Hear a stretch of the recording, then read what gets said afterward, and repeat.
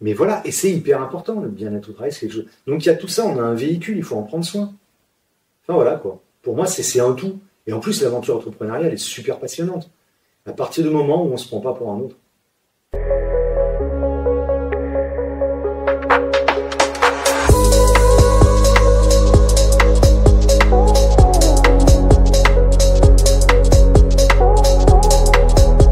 Bonjour à tous et bienvenue sur cette interview d'entrepreneur. Aujourd'hui, nous allons découvrir l'histoire de Fabrice Jean-Jean. Bonjour. Un entrepreneur qui se vend comme un alchimiste de la transmission d'entreprise.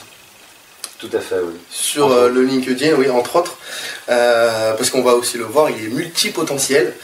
Ce nouveau terme qui est sorti depuis pas très longtemps. Multipotentiel, je ne connaissais pas celui-là. Eh ben, il y a de plus en plus d'infopreneurs ou quoi qui utilisent ce terme justement pour dire que on peut être sur plusieurs activités en même temps. Mais on va y revenir tout au long de cette interview. Donc c'est parti. On va en fait commencer par la première partie qui est du coup 10 questions qui sont les mêmes pour tous les invités. Et donc la première question c'est où sommes-nous et pourquoi sommes-nous ici? Ah, où sommes-nous? Alors nous sommes dans un lieu que j'ai rebaptisé le berceau de la voix de l'âme. Ok. Voilà, c'est tout un programme. Le berceau de la voix de l'âme, c'est un local qui s'est ouvert à moi au mois de janvier. Là, nous sommes au mois d'avril, fin avril. Mm-hmm. Et en fait, c'est un local qui me permet c'est un cabinet de consultation, puisque je suis principalement médium. Okay. J'exerce aussi en tant que ce qu'on appelle le guérisseur. Un terme un peu pompeux, mais c'est comme ça qu'on est immatriculé, donc c'est pas moi qui décide. Voilà, ça c'est un peu ça. On n'a pas le droit de dire qu'on soigne, mais on dit qu'on est guérisseur, donc ça c'est un peu rigolo. Ouais. Voilà. Donc c'est un lieu avec lequel je communie, on peut le dire comme ça, depuis quelques semaines. C'est tout récent, j'y suis arrivé le 4 avril. Okay. C'est un lieu que j'avais finalement dans le ventre depuis plus de 2 ans. Donc j'avais vraiment envie d'avoir un lieu à moi pour pouvoir pratiquer. Ok. Et du coup, pourquoi depuis le début du mois d'avril, si ça fait 2 ans que c'est en projet? C'est super compliqué de trouver un local sur la région. Ouais. Je peux dire même qu'il y a beaucoup de personnes qui sont un peu jalouses. Ok. mais voilà, il n'y a rien de bien méchant, mais voilà quoi. C'est vraiment très très compliqué d'arriver à trouver un local. Alors jusqu'à là, depuis octobre 2022, j'avais un local toujours à la Garde, qui était à l'espace Santé Mana, qui était un local partagé, donc je l'avais 15 jours dans la semaine. Okay. C'était très bien, c'était un bon local, je travaillais bien dedans, sauf que au bout d'un moment, ça commençait à devenir un peu étroit, dans le sens où mélanger les énergies des autres, même si chacun a des bonnes énergies, ça n'était pas toujours très top. Ça c'était le premier truc, et puis le deuxième truc, c'est que je perdais des rendez-vous. Avec les gens, je leur disais, vous pouvez venir que le jeudi. Et il y avait des gens qui venaient lundi, mardi, bref.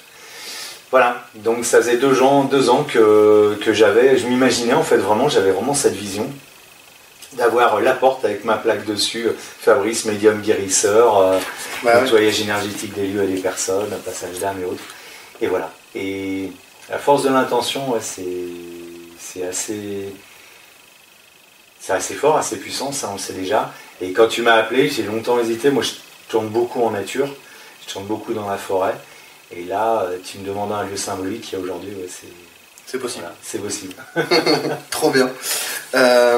Deuxième question, est-ce que tu penses que tu es né entrepreneur ou tu l'es devenu au fil du temps? Ah ouais, ça c'est une super bonne question. J'ai envie de dire un petit peu des deux, parce qu'en fait, j'ai toujours aimé entreprendre. Je suis avant tout un créatif. C'est la page blanche qui m'anime toujours. Car en fait, depuis tout petit, je dessine, je fais de la musique, je joue de la guitare, on va dire, et j'ai fait les arts appliqués. Et c'est le côté créatif qui m'a toujours animé. Donc au début, tu reproduis les choses que tu connais, puis petit à petit, tu te lances, tu as ta propre création. Et je pense que, moi vraiment, le terme qui me définit le plus, c'est celui d'entrepreneur. J'ai monté plusieurs projets professionnels. Quand j'avais mon premier projet pro, je dis pas de bêtises, j'avais 17-18 ans, c'était un groupe de heavy metal. Et quand j'ai eu 25-26 ans, on a fait partie des 10 meilleurs groupes de la nouvelle scène de heavy metal française. On avait été repéré par un producteur à Paris, donc on a été sur une compilation, on a été diffusé, ça nous a permis de faire des passages radio aux États-Unis, Québec, Canada, toute l'Europe du Nord, un peu au Japon, un peu en Australie. On tournait plutôt pas mal. Donc voilà. Bon. Après on a été en contact avec un producteur américain, ça s'est pas très bien passé. Parce qu'on n'a pas compris la notion de ce que je veux faire et ce qu'attend le public. Est-ce que je veux faire le truc dans mon coin, ce qui a été un peu notre cas, et on n'avait pas compris qu'on avait atteint notre plafond de verre. On pensait qu'on pouvait aller encore au-delà. Et le producteur, quand on allait au téléphone, il nous a bien fait comprendre que non. Là on était au bout du bout, on ne pouvait pas aller. Et à cette époque-là, on n'a pas cette notion-là. Et ça, j'en parle parce que pour moi, c'est pas un échec. Parce que si en plus on prend dans le mot entrepreneur, la racine du mot échec, c'est la même racine que le mot échelle. Donc l'échec, c'est une échelle pour aller encore plus haut. Et ça, c'est un truc qui m'a toujours marqué. Me dire, on avait vraiment le potentiel, on était des bosseurs. Vraiment, on était des bosseurs, on répétait 24 heures à 30 heures de répète par semaine, en plus des concerts et en plus de fait de travailler. Donc vraiment, on n'était pas feignants là-dessus, et puis surtout, on appliquait beaucoup de méthodes de travail qui fonctionnaient. Donc si on était arrivé à avoir ce petit succès-là, entre guillemets, c'est qu'on bossait avant tout, parce que c'est le travail et rien d'autre. Mais si tu veux, on n'avait pas compris ça. On n'avait pas compris qu'à un moment donné, tu as un produit, ça peut être le meilleur produit du monde. Si les gens, ils en veulent pas, quoi. Et ça, c'est toujours quelque chose auquel j'étais attentif quand j'ai monté d'autres projets professionnels bien plus tard. Mais pour répondre à cette question, oui, je pense que je dirais presque que je suis né un peu entrepreneur. Ok. Et de toute façon, on va reprendre tous ces éléments-là. Mais du coup, la prochaine question, c'est est-ce que tu as un mentor ? Parce que je sais que du coup, tu es également mentor. Mais est-ce que tu as, toi, une figure ou juste quelqu'un qui a dit une phrase un jour et qui t'a inspiré ou peu importe. Mais voilà, je te laisse répondre. Oui, si, j'ai eu un mentor, mon parrain. Mon parrain, Gabi. C'est quelqu'un qui comptait énormément pour moi, qui n'est plus parmi nous. Mais c'était un entrepreneur, fils de paysan. On était fils de paysan. Et j'essaie, parce que c'est compliqué pour moi de parler de lui sans émotion. C'est vraiment quelqu'un qui a compté pour moi énormément. Vraiment. Et moi, il y a beaucoup de gens qui n'ont pas de papa, qui n'ont pas de parents. Mon père est un enfant de la DAS. Il y a des gens qui ne devraient pas avoir d'enfants, d'enfants. Il y a des enfants qui devraient mieux de ne pas avoir de parents. Moi, j'ai eu la chance d'avoir eu deux vrais pères, une mère aussi, très bien. Mais Gabi, ça a été vraiment quelqu'un d'important. Et depuis tout petit, dès mes 7-8 ans, il avait... En fait, le truc, c'était simple, c'est que notre grand-père, on avait une ferme d'exploitation agricole.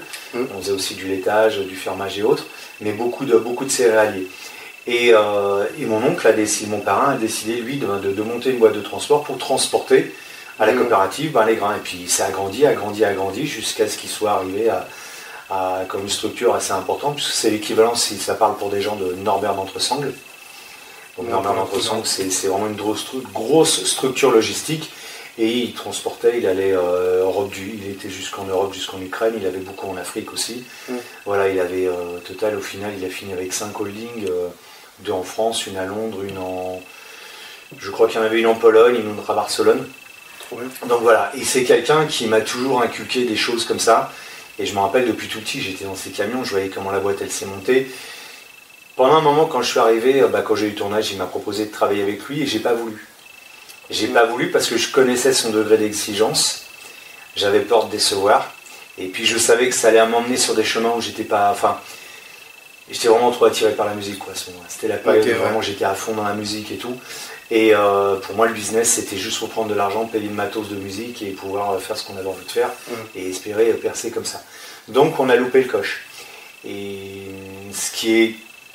l'histoire veut qu'en 2014, on remet un projet à retravailler ensemble. Je me monte un projet, moi je viens de la région lyonnaise, il était dans la Drôme, et je mets un projet en place, il me dit ok, j'y vais avec toi. Et malheureusement, la maladie l'a rattrapé, il est mort d'un cancer quelques temps plus tard, donc il a tout mis en stand-by. Et ce qui est rigolo, c'est que c'est quelqu'un qui a vraiment voulu être maître de sa vie, et qui même à la fin de la maladie s'est battu pendant plusieurs années face à la maladie, et à la fin il a dit c'est moi qui décide. Et donc décide de m'endormir, etc., etc. Donc il y a tout un suivi là-dessus. Et il m'appelle pour qu'on se dise au revoir, donc c'est beaucoup d'émotions. Et il y a la partie parrain, papa si tu veux, et puis il y a la partie entrepreneur. Et il m'a fait faire un point sur tous mes projets, t'en es où, c'est quoi ta vision. En fait, il m'a toujours inculqué cette vision de, il y a ce qui se passe maintenant, et il y a ce qui va se passer dans 2 ans et 3 ans, et ce qui va se passer dans 2-3 ans, c'est maintenant que tu le prépares. D'où, tu vois, comme je parlais du cabinet, ça fait, mais c'est quelque chose, tu vois, que tu as vraiment envie, c'est pas juste comme ça. Mais c'est bien d'avoir juste comme ça, c'est le début d'une idée. Mais voilà, ouais, j'ai eu un mentor et un sacré mentor. Après, j'en ai eu d'autres sur la route. Quelqu'un de très important pour moi aussi, qui a été Dominique, qui a été le premier patron que j'ai eu dans la première imprimerie dans laquelle j'ai travaillé. Et pareil, qui aussi m'a conforté dans beaucoup de choses. Voilà, donc ça a été des gens importants. Et aujourd'hui encore, j'ai un mentor dans le côté médium, nettoyage énergétique, puisque je suis formé par un moine bouddhiste, qui est lui aussi un chef d'entreprise.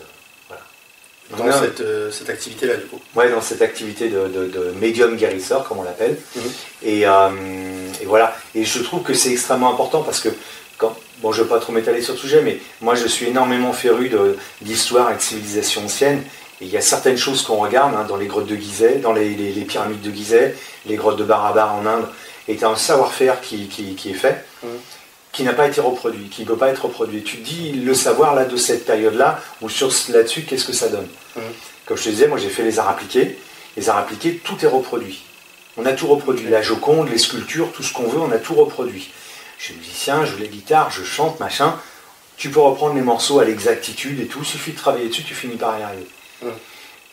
Des lieux comme les pyramides de Gizeh ou les grottes de Barabar, tu donnes les outils aux gens, tu dis maintenant vous me refaites la même. Personne n'arrive à le faire. Donc ça pose question sur le savoir. Et cette transmission du savoir, je trouve qu'il y a quelque chose d'extrêmement important. Moi j'ai toujours aimé avoir des mentors. J'ai préféré ma vie d'entrepreneur que ma vie d'étudiant. À l'école, je me suis fait... Voilà. Ok. Prochaine question. Oui. Est-ce que les gens ne croyaient pas en ton entreprise, ton projet, ton activité Voilà. Oh oui, il y en avait beaucoup.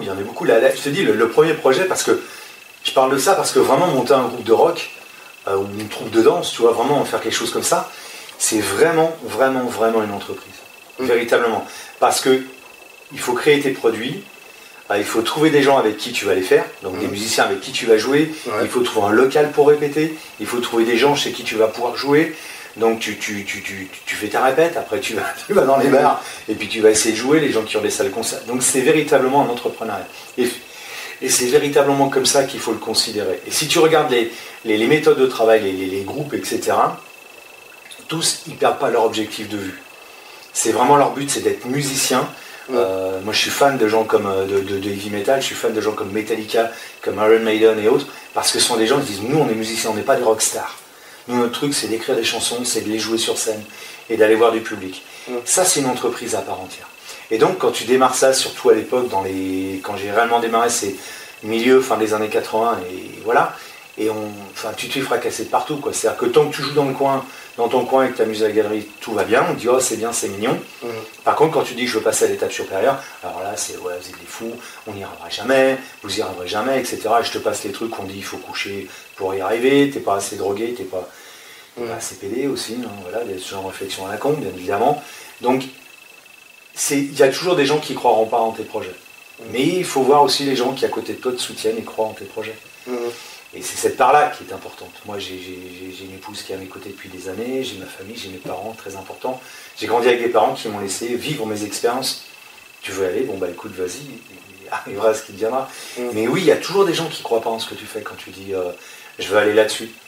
Et moi, je suis arrivé là quand j'ai remonté quand tu parlais tout à l'heure d'alchimiste, je me suis défini comme un alchimiste de la RSE. La RSE, c'est un domaine qui me passionne énormément depuis de nombreuses années. Et quand je suis arrivé ici, dans le Var, ce que je viens de dire, on m'a dit là, monsieur consultant RSE dans le Var, mais jamais vous y arriverez. Tous les gens me disaient ça, les gens de la CCI, de la Chambre des métiers, tous les gens que je suis allé voir et tout, m'ont dit mais personne ne voudra ça. Et au final, ça a super bien marché. Parce que j'ai utilisé des outils, marketing, commercial. Tu vois l'histoire de l'échec, entre guillemets, musical que j'ai eu, qui a fait une échelle, c'est quand je suis arrivé à maturité. où je suis arrivé là, je dis là, mais les gens ils veulent que du commercial. Donc une de mes particularités, c'est d'arriver à redresser des entreprises. Ça a été pendant très longtemps une de mes spécialités. 70% de mes clients, depuis 2014, j'avais commencé sur Lyon, sont des gens qui me disent si dans 6 mois il n'y a pas d'argent qui rentre, on met les clés sous la porte. Et on a tout testé. Et plus personne veut de nos trucs. Moi je suis arrivé, je dis on va mettre un truc dedans, ça s'appelle la RSE. On va expliquer comment on fait du business de manière responsable. Et à chaque fois on va mettre ça, on va mettre en place la stratégie commerciale, la stratégie RSE, et on va envoyer comme ça. Quand je parlais de ça aux gens à côté, ils me disaient mais c'est du n'importe quoi. Ton truc, ça va jamais marcher. Ok, d'accord. Sauf que quand tu utilises LinkedIn, les réseaux sociaux, que tu arrives à faire des conférences, et que tu as un bel article, qui plus est dans Var Matin, et ben ce qui m'est arrivé, et ben là d'un seul coup on me dit ah ouais ok là je comprends ce que tu veux dire. C'est-à-dire qu'il y a aussi cette phase d'éducation. Et aujourd'hui, ta génération a cette chance-là, enfin la mienne peut en profiter aussi, c'est d'avoir les réseaux sociaux. Et on peut éduquer les gens à ça. Donc une fois encore, il y aura toujours ceux qui diront c'est impossible. Bah ouais, c'est ceux qui n'ont pas l'habitude de faire quoi que ce soit. C'est tous les gens qui, comme je dis toujours, toute décision prise dans la peur est une erreur. Et donc là, quand j'ai de nouveau basculé en disant je fais ça, ok, j'y vais, parce qu'il y avait des choix à faire. Parce que mon cabinet de consulting RSE, il fonctionnait très bien, mais sur Paris. Donc j'ai pas quitté Lyon pour venir dans le Var et repartir bosser sur Paris. Au bout d'un moment, ça va 5 minutes, quoi. Donc j'ai dit ok, j'ai ces facultés-là, dont on parlera après, mais voilà, je travaille là-dessus. Bah, une fois encore, il y a des gens qui m'ont dit mais t'es fou, n'y va pas. Tu vois, je suis parti de Lyon, on me dit là, quand je suis parti de Lyon pour arriver ici, parce que mon épouse a été mutée, beaucoup de gens sur Lyon m'ont dit mais t'es fou, qu'est-ce que tu vas faire? Il n'y a pas de boulot là-bas. Eh ben on va le créer, c'est pas grave. Ouais, complètement. Yallah, miktoub. J'aime beaucoup, en tout cas, ta vision et ta façon de penser. Et c'est vraiment la vision un peu globale d'un entrepreneur. Donc c'est vraiment génial. C'est un peu en rapport avec, avec la multipotentialité. C'est comment tu as réussi à te diversifier et à ne pas forcément partir dans tous les sens avec tes différentes activités. Ça effectivement, c'est un sacré truc. C'est comment il s'appelle? C'est l'ami Einstein. Ça fait toujours bien. Tu places Einstein dans une conversation, ça fait toujours classe. Et Einstein disait la créativité, l'imagination est plus importante que le savoir. Et c'est vrai, tu te rends compte que le savoir, il est sclérosé. Tu dis je sais, ça s'arrête là, point barre.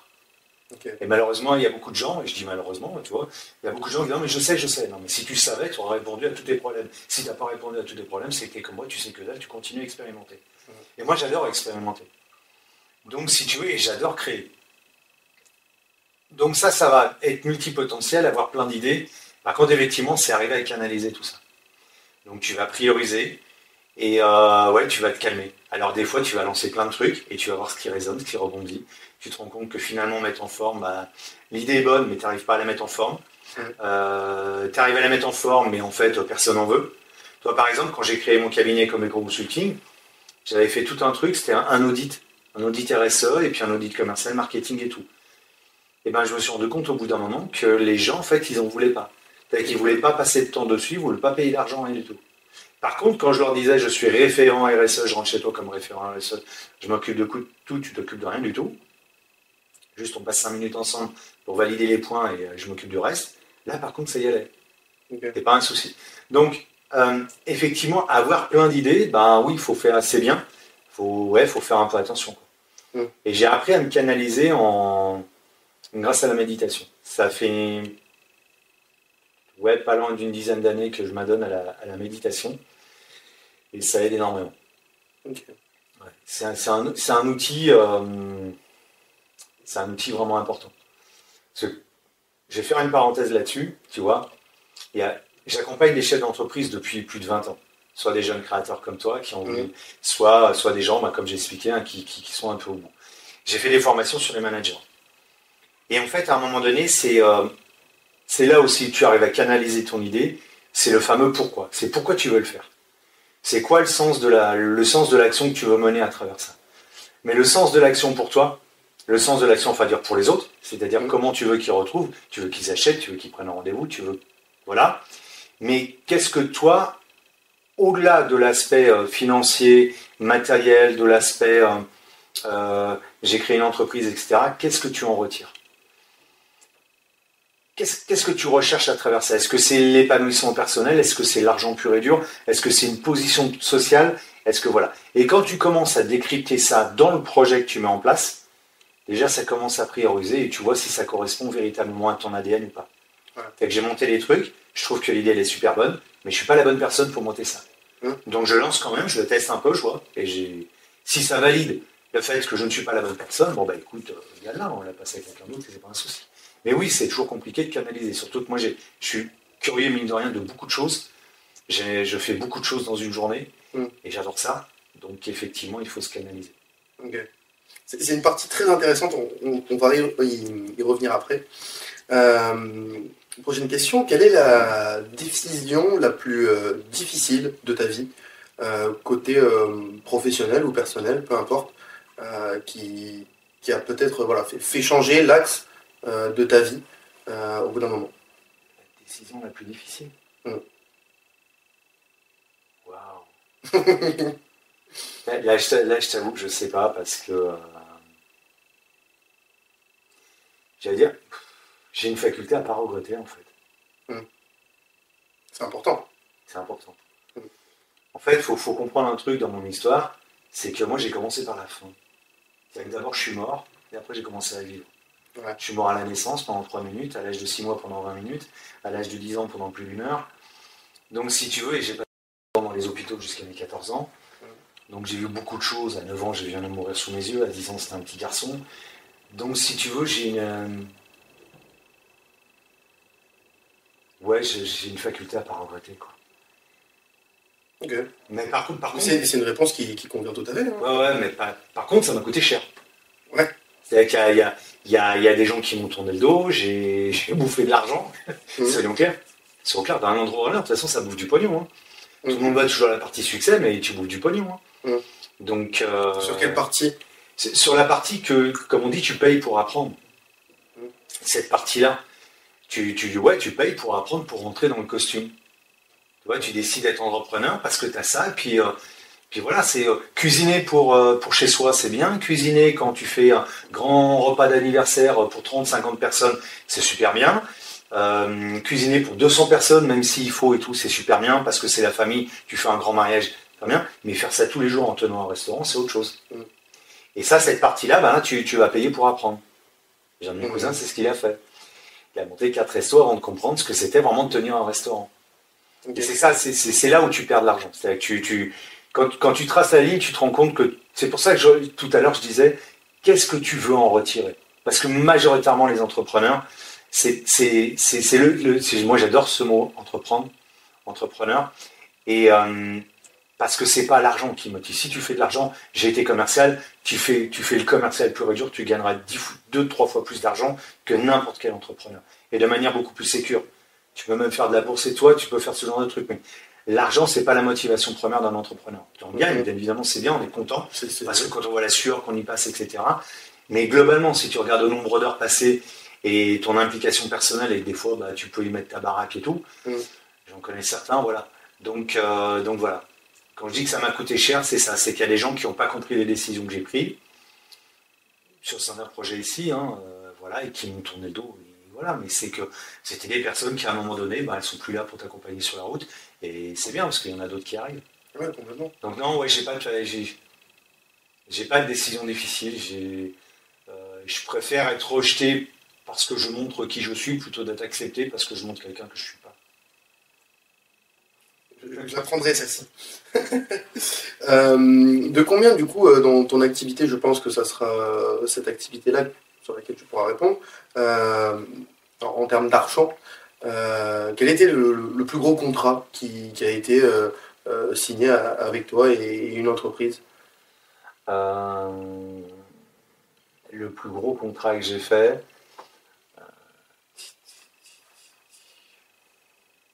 En fait, celui qui me vient en tête, à l'époque, c'est comme si j'étais à mon compte. J'étais commercial dans la vente directe à domicile. Et c'est clair, si tu ne vends pas, à la fin du mois, tu n'es pas payé. Alors, tu as ce qu'on appelle un RMG, revenu minimum garanti, mais tu dois rendre derrière. Donc en fait, c'est de l'argent que tu as emprunté, donc tu n'es pas payé. Et je me rappelle, Ça faisait 4 mois que j'étais dans la boîte et 3 mois je devais valider. Quand tu es dans un système de vente comme ça, c'est pas ta période d'essai de 3 mois ou de 6 mois qui valide, c'est le chiffre d'affaires que tu as à valider. Et là, j'ai un chiffre d'affaires à valider. Donc j'en étais pas loin. Donc on se dit normalement, ça va, tu devrais passer le cap et tout, ça va bien. Il faut savoir que déjà, c'était une décision qui a été assez comme on dit poliment, assez couillu, parce qu'il faut expliquer à 40 ans que, alors que j'avais un statut cadre, tout ce qui allait bien avec, j'ai tout plaqué pour aller dans la rue, vendre, et si je vends pas, je suis pas payé.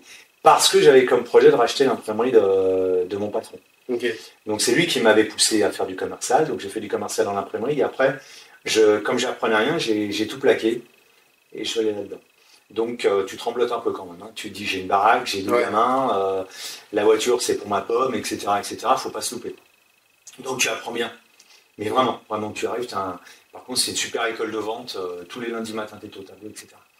Et on nous envoie faire ce qu'on appelle les commandos commerciaux, c'est-à-dire pendant une semaine on t'envoie sur une ville, là en l'occurrence on nous envoie à Saint-Claude dans le Jura, capitale de la pipe, et ça les rend pas plus heureux pour autant, ils nous font tous la gueule et tout, ah ouais c'est catastrophique en termes d'accueil, et je me rappelle toujours, j'arrive sur une maison, on me dit là c'est un super rendez-vous Fabrice, tu vas valider ton contrat, c'est bon, tu valides ta période d'essai, vas-y mon gars c'est pour toi. J'arrive et je vois la mémé qui est hyper affolée et tout, c'est du style, je croyais que le PPI venait de péter la pipe, qui venait de casser sa pipe et tout, enfin bref, je dis il faut appeler les pompiers, qu'est-ce qui se passe? Non, en fait mamie, ils avaient une maison, tu vois encore une fois dans ce que tu veux faire et ce que les gens veulent, ils avaient une petite maison vraiment super sympa, le terrain et tout. Ils avaient fait venir tous les artisans, tout le monde s'était régalé, tout le monde avait pris les chèques et tout. Refait la toiture, refait la façade, refait les fenêtres, il manquait plus que le chauffage, la pompe à chaleur qu'on amenait. J'arrive pour le rendez-vous, sauf que la mamie elle appelle, elle venait d'avoir ses enfants au téléphone, ses enfants sont à Bordeaux, et disent mais maman, arrête, fais ce que tu veux, mais nous on reviendra pas. On reviendra pas là-bas, on n'a rien à foutre nous du Jura. C'est un joli coin, attention, hein. Mais nous on ne veut pas, on est bien à Bordeaux. Donc la mamie c'est la catastrophe, elle m'a foutu dehors. Donc là je dis merde et tout, puis là j'avais vraiment mauvaise. J'arrive sur un autre rendez-vous, et ça faisait 3 jours et on se faisait jeter de partout. J'arrive. Je la raconte comme ça parce que c'est vraiment important, comme quoi cette notion de ce que disait Winston Churchill, l'optimisme, la réussite, c'est d'aller en échec et on ne se démotive pas, on continue à y aller. Et dans la vente, on m'a toujours appris, chaque refus de vente te rapproche de ta prochaine vente parce que tu as un quota. Tu fais 3 rendez-vous qui sont bons, au bout d'un moment, tu as une vente. Et là, j'arrive chez une dame, et il y a beaucoup de Turcs, communauté turque très importante dans le Jura. Moi, j'habitais dans l'Ain, et dans l'Ain aussi. Et là, je tombe sur une dame turque et tout. Elle me dit, mais non, nous, on est propriétaires, on est locataires, ils se sont trompés, on n'a rien à voir là-dedans et tout. Et là, je pète un boulon. Je suis au téléphone et je la pourris, je l'insulte pas. Mais je dis, écoute, comme ça, me gonfler et tout. Je ne suis pas insulteur du tout. J'ai moi, vous me trouvez quelqu'un. Moi, je ne suis pas de là, donc vous me trouvez quelqu'un. Il faut que je valide ma période d'essai. Je chante tout un truc au téléphone. Et elle me dit, ah, j'ai bien mon frère et tout, mais il ne faut pas le déranger. Il vient d'acheter un immeuble et tout. J'ai c'est ça. J'ai un immeuble, oui, il vient d'acheter un appart, tu vois, je le traduis comme ça. Il a acheté un immeuble. Et en fait, il avait acheté un immeuble. Je débarque chez lui et tout, et le gars me dit, ouais, voilà, c'est pour faire l'immeuble. Je dis, pardon. Je commence à trembler, ça fait tout juste 3 mois que je suis là. Je dis, oulala, c'est quoi cette affaire? Donc voilà. Et donc on prend rendez-vous. Et je vais être accompagné à ce moment-là de mon chef de vente et tout, sauf qu'au dernier moment, il ne peut pas venir et tout, donc je me retrouve tout seul. Je dis, ah, la misère, comment je vais faire tout ça? Et puis un truc que j'adore, c'est l'accueil chez nos amis turcs, comme chez nos amis marocains. Et moi, ça tombe bien parce que j'adore ça. Il enlève mes chaussures, je rentre et tout. Donc le gars, il apprécie bien et tout. On se met dans le salon. Puis tu dis, non, dis-moi combien ça coûte, dis-moi combien ça coûte. Je ne suis pas là pour vendre un prix, monsieur. Moi, je suis là pour vous proposer une solution. C'est vrai, en plus, vous vendez juste le prix, moi, ça ne m'intéresse pas. Non. Je dis, ouais, c'est bon, là, ça me gonfle, je repars. Non, c'est bon, allez, reste. Je vais être sûr, parce que là, franchement, ça va. Parce qu'en plus, je viens de taper 1h30 de route, juste pour vous. Donc, je ne suis pas là pour donner un prix, on va quand même discuter 5 minutes. Je sais que vous prenez l'embauche à 18h, on aura largement le temps, vous inquiétez pas et tout. Et en fait, j'étais parti juste dans l'optique de faire un devis et de revenir après pour qu'on valide le truc. Ah non. En 2 heures, c'était cloqué. 160 000 euros. Et sur 600 vendeurs, j'étais le seul à avoir équipé un immeuble. Sur 600 vendeurs dans toute la France, j'étais le seul. Donc, c'est l'un des plus beaux contrats que j'ai eu parce qu'il part de vraiment quelque chose d'hyper merdique. Ouais. D'une situation où en plus d'urgence, parce qu'on te dit, là, il te reste plus de 3 semaines pour valider ta période. Tu vois les autres vendeurs qui même abandonnent parce qu'ils savent qu'ils n'y arrivent pas. Et toi, tu es là et tu réfléchis, tu dis, putain, je rentre ce soir, je vois ma femme, je vois mes gosses. Tu es là, tu rentres, tu reportes, tu dis, ça va? Tu dis, ouais, ça va.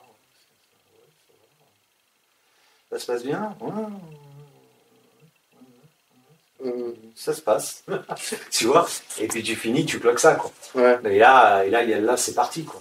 Donc, ouais, ça c'est un très très beau souvenir. Et après, le reste, c'est arrivé ici, c'est-à-dire que quand j'ai quitté Lyon, c'est vrai que Lyon a une dynamique économique que tu n'as pas dans la région PACA, des activités que tu n'as pas. Donc, ça réduit beaucoup de choses.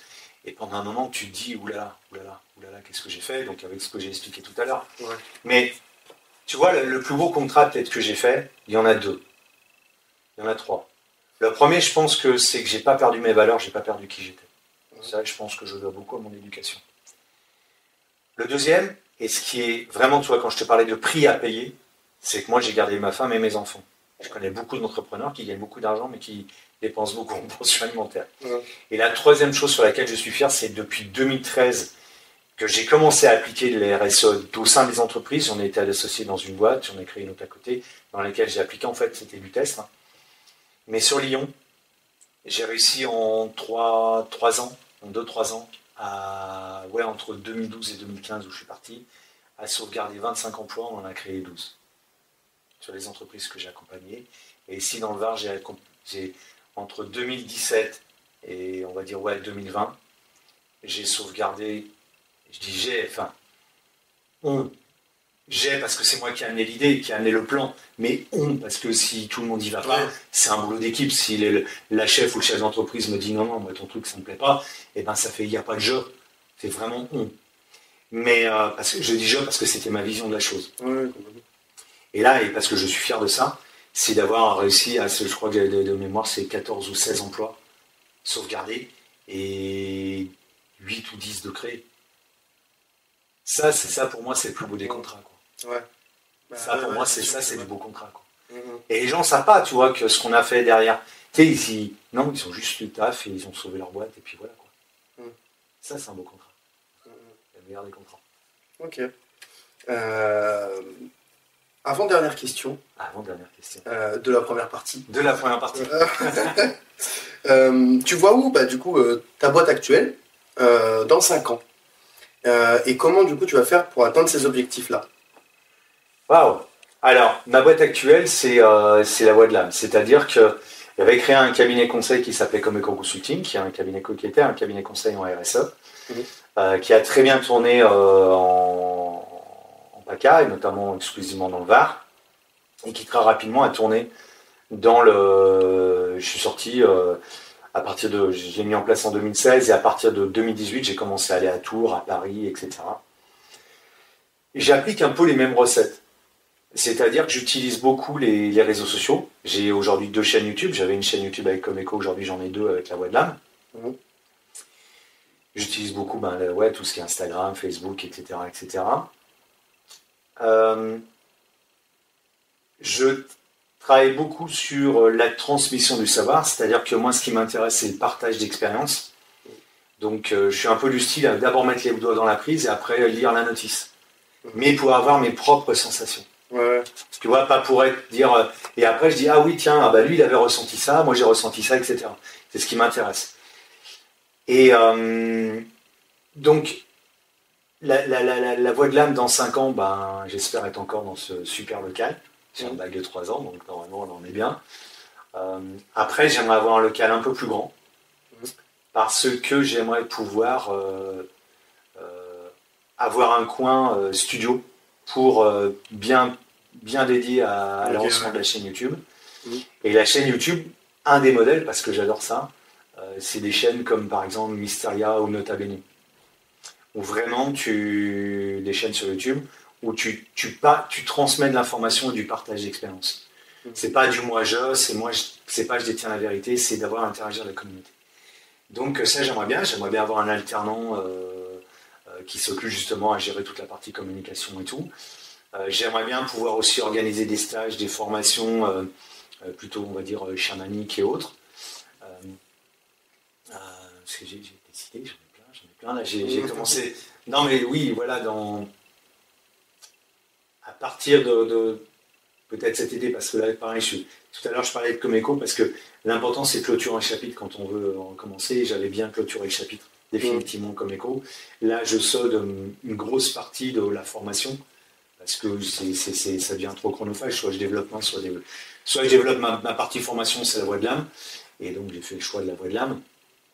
Et l'autre, une fois que j'ai soldé ça, donc ça va se finir mai-juin, je vais me remettre sur l'écriture des livres. Voilà. Parce qu'il y a beaucoup de gens, quand je raconte ce qui m'est arrivé, comme dit ma femme, si je ne vis pas avec toi, je ne croirais pas la moitié des choses qui t'arrivent. Et pourtant, c'est un peu ce qu'on voit à la télé. Et voilà, et beaucoup de gens me disent, mais il faudrait que tu racontes ça, il faudrait que tu nous expliques, etc. Donc là, il y a une partie, il y a un livre que j'ai commencé à mettre en place sur la partie médium, un autre qui est plus sur la partie guérisseur, et après l'autre, c'est encore d'autres histoires plus personnelles. Voilà, j'adore écrire. Et là, j'ai réuni beaucoup d'éléments, se structurer le livre, comme je suis en train de faire. Donc, je vois vraiment ce développement de la voix de l'âme. Ça, c'est 80% de mon temps. Et l'objectif, c'est ça, c'est d'écrire les livres, de pouvoir transmettre encore mes expériences. Le plus beau cadeau qui m'a été fait, ça a été quand j'ai ouvert mon site internet, il y a 2 ans. Il y a beaucoup de gens qui m'ont envoyé des messages en me disant « Merci, parce que tu parles de choses que nous, on n'osait pas parler. » Et ça m'a fait énormément plaisir, parce que moi, pendant 50 ans, il a fallu que je me taise. Donc au bout d'un moment, j'en ai eu marre. C'est aussi pour ça que j'ai ouvert la porte de la voix de l'âme, parce que je n'en pouvais plus de me taire, de dire « Mais enfin, voilà, il y a des choses à voir, des choses à comprendre, etc. » Cette fameuse inscience des anciens et autres, etc. Et puis, il y a cette autre... Donc ça, c'est vraiment la voix de l'âme. Donc, je ne sais pas si je l'explique correctement. J'espère que je ne perds pas les gens. Mais parce que j'ai beaucoup d'idées dans la tête. Mais l'idée, c'est ça. C'est de continuer à... On va retracer dans l'ordre. C'est continuer la partie médium, consultation médiumnique. Parce que c'est ce que je suis depuis tout petit. Depuis mes 5 ans, je dis, voilà, il y a ci, il y a ça, il y a le truc, il y a les bulles. Ça n'a pas toujours plu, mais voilà. La partie, on va dire, guérisseur, même si on ne guérit que ceux qui souhaitent être guéris. C'est Socrate, c'est pas moi, et c'est d'une telle vérité. Voilà, donc ce côté, voilà, un nettoyage énergétique des personnes, etc. Il y a un côté un peu plus poussé qui est que fondamentalement je suis un exorciste. C'est pas moi qui l'ai décidé, je suis allé voir des prêtres exorcistes avec des travaux que j'ai faits qui m'ont dit effectivement tu es là-dessus. Donc, et j'aime faire ça. J'aime faire parce que ça aide les gens. Parce que voilà, avant toute chose, ça aide à comprendre beaucoup de choses, on nettoie beaucoup de choses comme ça. Donc si tu veux, ce développement-là, continuer ces consultations-là et autres, continuer le développement de la voix de l'âme et Délivre-nous du mal, les 2 chaînes YouTube, l'écriture des livres, et pourquoi pas organiser des stages aussi. J'avais commencé à organiser des stages sur gestion du stress, gestion des émotions, en incluant ces choses-là. Ça faisait trop. Donc tu vois, quand ils en montrent des choses, et en fait en janvier, ça s'est effondré, et je disais, bon ok d'accord, Pluton vient d'arriver, ça déblaye plein de choses qui n'ont pas nécessairement, qui n'ont plus lieu d'être ou pas lieu d'être pour l'instant. Et le cabinet arrive. Je trouve le cabinet. Donc je dis ok, c'est bon, c'est là qu'il faut aller. Donc ça, c'est vraiment, je le vois comme ça. Et donc ouais, dans 5 ans, j'aimerais avoir un cabinet plus grand, peut-être même pourquoi pas dans Toulon, parce que ici, je sais que le foncier c'est plus compliqué que, tu vois, un truc comme ça. Où effectivement, voilà, je pourrais mieux organiser tout ça. J'aurais plus d'espace, mais déjà là, j'ai un très très bel outil de travail pour lequel je fais tout à travailler. Et puis, il y a un autre projet aussi sur lequel je travaille depuis un peu plus d'1 an, qui est ce fameux alchimiste de la transmission d'entreprise. C'est que dans toutes ces transformations que j'ai amenées au sein des entreprises, au bout du bout, on est arrivé au bout d'un an, parce que j'accompagnais des entreprises pendant 1 an, 2 ans. Et au bout du bout, on se rendait compte qu'il y avait une transformation véritablement profonde du chef ou de la chef d'entreprise. Et il y en a beaucoup à la fin qui m'ont dit maintenant je vends. Parce que maintenant je sens qu'il est temps pour moi de passer à autre chose. Et du coup, ça je ne savais pas faire. Donc j'ai appelé mon ami Grégory Quette, qu'on s'est connu aux Entrep, avec le réseau Entreprendre. Et de fil en aiguille, on a été amenés à travailler ensemble. Et comme il a monté son cabinet transversal, et ça m'a plu de travailler sur cette partie-là. Donc pour moi, c'est tout nouveau. Parce que c'est un monde que je ne connais pas dans le sens où... alors pas le monde de la vente, la vente c'est la vente. C'est beaucoup d'émotions, beaucoup d'émotionnel. Donc ça va, je connais bien. Entre le côté médium et le côté commercial, voilà, on connaît bien. Mais par contre, c'est vrai que ça demande des compétences fiscales, juridiques, comptables que je n'ai pas. Donc sur lesquelles je me forme, sur lesquelles j'apprends et je monte tranquillement. Moi, je me mets sur tout ce qui est fonds de commerce, sur l'aire toulonnaise et Toulon-Ouest. Et voilà quoi. Et ça aussi, c'est une aventure que j'ai bien envie de continuer à développer. Donc si d'ici 5 ans, j'ai ces 2 activités-là qui sont, eh ben c'est pas mal. On sera pas mal. On sera pas mal. Bah ouais, en plus des livres, en plus de... En plus, ouais, des bouquins, voilà. Parce que ça, c'est une fois encore, c'est pas spécialement le succès que je cherche, mais c'est expliquer les choses. Apprendre. Voilà, expliquer. Et puis pour moi aussi, ça relève de la thérapie, parce que dès que tu as 7-8 ans, on te dit non, mais là, il faut vraiment te taire, parce que là, tes trucs, ça devient trop. Parce qu'en plus, tu te trompes pas, tu vois. Ouais. Tu dis des trucs et tu te trompes pas. Donc, ça effraie un peu beaucoup de monde. Et dans la culture, ici en France, ça passe pas. Ma grand-mère maternelle est d'Argentine, c'est à elle que je dois ce médaillon. Elle me disait toujours, mais, alors je vais pas vous la faire en espagnol, mais elle me disait toujours, mais de toute façon, l'homme blanc, il croit qu'il sait tout. El gringo, stupido. Il pense qu'il connaît tout, en fait, il connaît que dalle. Ouais. Parce que chez eux, c'est normal. Parler avec les morts, avoir un mort qui vient pour expliquer qu'il va se passer ça, c'est normal. Okay. Avoir des contacts, tout est normal. Pour mon grand-père maternel, qui lui venait d'Algérie, c'est pareil. Tout ça, c'est normal. Et d'ailleurs, je travaille avec beaucoup de familles qui viennent de la Sicile. Là, j'ai travaillé avec des familles portugaises, espagnoles, tout ça. Je travaille avec des communautés comme ça. C'est normal. Tu dis, ouais, je communique avec les morts, c'est normal. Mon beau-père est africain, il venait du Burkina Faso. Et ben, là-bas, avec la famille de ce côté-là, c'est tout à fait normal. Tu vois, mais par contre, ici, voilà, c'est un peu plus spécial. On est bridé. Voilà, on est bridé. C'est un peu dommage. C'est un peu dommage. Donc, si tu veux, pour moi, ça relève aussi de la thérapie. Et en plus, j'ai pas envie de l'expliquer du côté uniquement mystique, mais du côté aussi ou spirituel, mystico-pété. Ça me plaît pas, ça m'éclate pas. Mais le côté, on va dire, scientifique. Tu vois, par exemple, tu as ton téléphone dans la main, en train de filmer avec des téléphones, etc. On fait un selfie, je te l'envoie, tout le monde dira c'est génial la technique. Moi, j'ai toujours été fasciné depuis tout petit, voir une image qui arrive comme ça dans la télé. Et je dis mais c'est quoi ça? Comment ça se fait que ça arrive ici? Parce que moi je sais l'image, je la crée, je la dessine. Donc je sais, mais là comment elle fait pour arriver? On t'explique c'est des ondes. Ah ok, des ondes. Comment ça arrive? Il y a un récepteur, il y a un émetteur. Ah ouais d'accord, c'est fait comment? Ben, avec des métaux. Ah d'accord, ok, il y a un plus, il y a un moins. Ah ouais ok.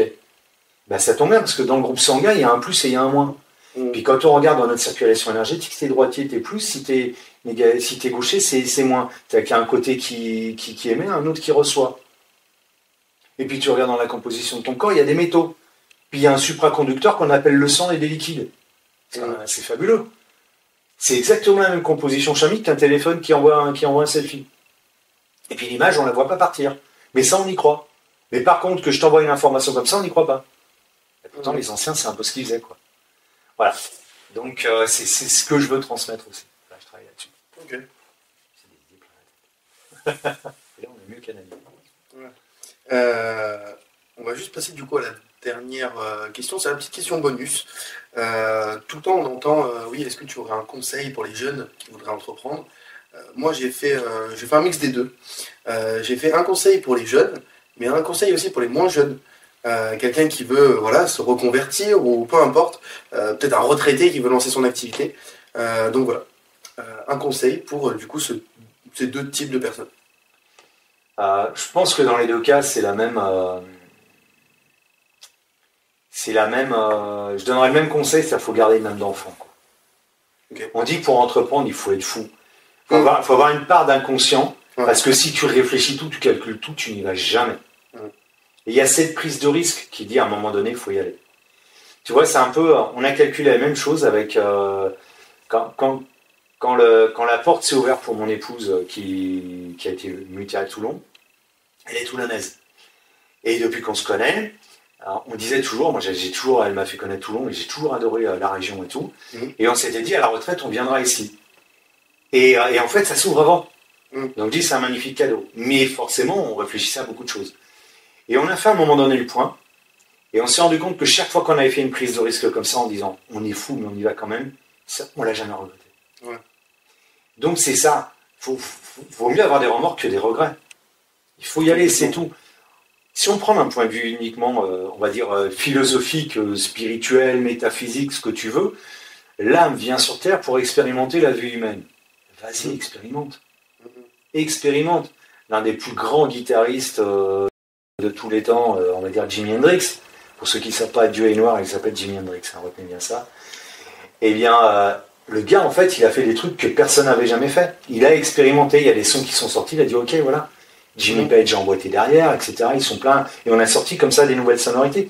Chaque fois qu'on regarde, c'est toujours sur une expérimentation, un truc, une forme de désobéissance dans la formule chimique. C'est ça. Et il faut après, c'est dans le cœur. C'est ce que j'expliquais tout à l'heure. Pourquoi tu vas être entrepreneur, c'est quoi ton truc? C'est une forme d'aventure, vas-y. Tu mets la main sur le cœur, c'est le truc qui vient, dis ouais, ok, j'y vais, je m'en fous, j'y vais, vas-y. Et si ton truc, c'est d'y aller en partant à l'autre bout du monde, pars à l'autre bout du monde. Par contre, il faut pas, l'erreur qu'il faut pas faire, c'est vouloir à tout prix la forme. Il faut regarder le fond. Tu vois, à 16 ans, j'avais dit un truc, c'est sorti tout seul. J'avais dit à 16 ans que quand j'aurai 50 ans, je ne travaillerai plus et je serai assis dans le fauteuil du mec qui prend ses décisions et je serai l'homme que j'ai envie d'être à ce moment-là. Quand a sonné mes 50 ans, ça faisait quelques temps que j'étais à mon compte. Ouais, quelques temps, 6-7 ans, je ne sais plus, un truc comme ça. Et en fait, une amie me dit, mais comment tu fais pour faire tout ce que tu fais? Tu fais des chroniques radio RCF, tu fais ta chaîne YouTube, tu fais ci, tu fais ça, tu fais truc, etc. Elle me dit, mais t'es un bosseur à fond. Et j'ai dit non, je bosse pas. Parce qu'en fait, je m'étais rendu compte qu'en créant Comeco a été la synthèse de toutes les expériences que j'ai pu faire et que j'aurais aimé faire. Et donc, je ne travaillais plus. Ouais, tu kiffais au final. Je kiffe le truc. Ouais. Et c'est vrai qu'en même temps, quand j'ai arrêté Comeco Consulting, j'avais pas de regret de l'arrêter parce que j'avais cette impression de travailler. Voilà. Donc la notion de plaisir est hyper importante. C'est pour ça, avoir cette âme d'enfant, il faut y aller. Ouais, faut pas... Parce que je reviens à ce que je disais tout à l'heure, quand ça te coûte de l'argent, mais l'argent, ça va, ça vient. Tu regardes tous les entrepreneurs. J'ai un ami à moi qui brasse énormément de pognon. Mais quand je te dis que ça brasse du fric, c'est du high level. C'est comme il dit, le pognon, ça va, ça vient, tu gagnes, tu perds, tu machin, etc. Tu sais, il t'appelle, il dit, ah, comment ça va, Nico? Il te dit, ouais, ça va, j'ai perdu 12 millions, j'ai perdu 12 plaques aujourd'hui. Je dis, mec, c'est bon. Ouais, mais t'inquiète, c'est bon, voilà, l'autre fois j'en ai gagné 30, et ben voilà, tu gagnes, tu perds, c'est tout. Et c'est ça. Donc, il faut regarder vraiment le fond. Il ne faut pas chercher absolument la forme. Et la forme, tu vas voir, elle va se dessiner autrement. Et elle va être très agréable à voir. Voilà, faut y aller. Parfait. Ben écoute, merci beaucoup pour cette première partie déjà. C'est